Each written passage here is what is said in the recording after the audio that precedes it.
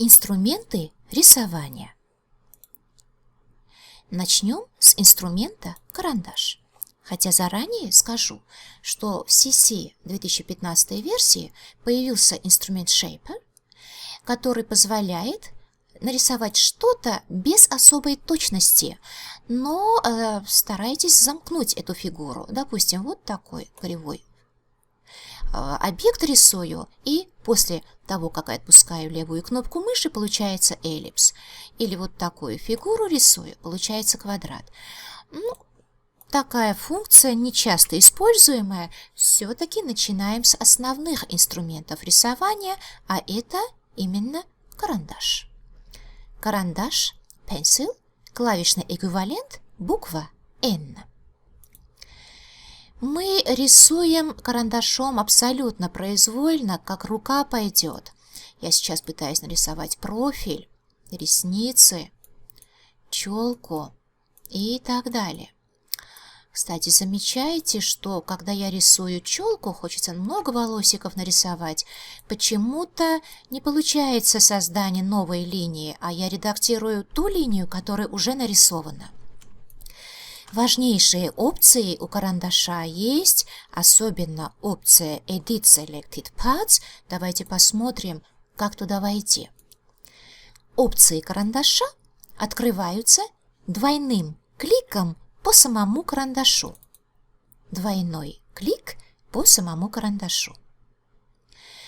И здесь, как правило, все опции мы сохраняем в таком виде, в каком они есть.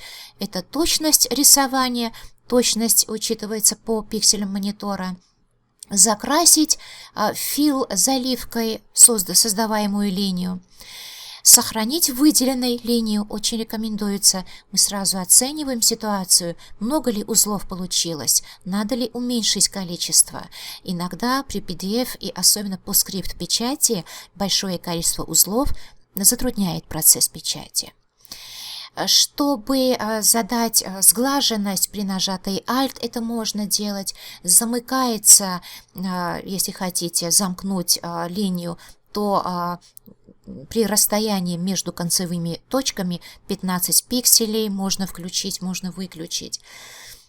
Вот что нас больше всего волнует. Edit Selected Paths – редактировать выделенные контуры. Из-за этой галочки у меня не получалось нарисовать челку. Для чего эта галочка? Когда мы ее включаем? Edit Selected Paths – редактировать выделенные контуры мы включаем только тогда, когда собираемся продолжить какую-то выделенную линию с концевой точки.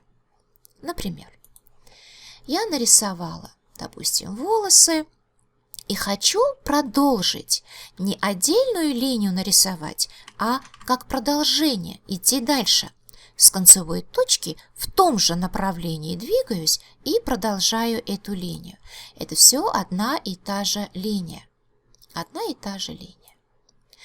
Но эта галочка мне мешает нарисовать независимые друг от друга волосики для челки. Поэтому очень рекомендуется для рисования независимых друг от друга линий отключить эту галочку. Дело в том, что даже если вы уменьшите чувствительность, боюсь, что это не очень поможет. Проще отключить эту галочку. Окей, и со спокойным сердцем, уже не редактируя созданные линии, вы можете все что угодно рисовать без опасности, что отредактируете что-то выделенное. То есть здесь в опциях чаще всего включаем и выключаем именно эту опцию. Окей.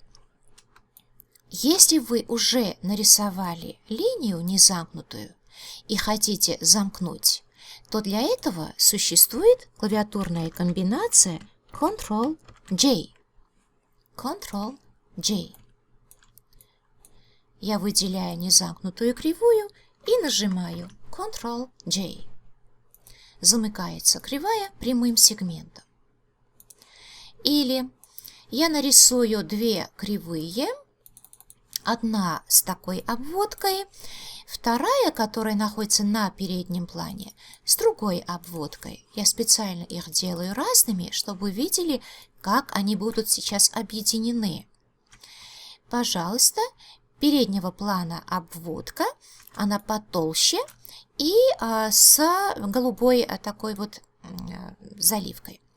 Выделяю обе линии и нажимаю для них клавиатурную комбинацию Ctrl-J.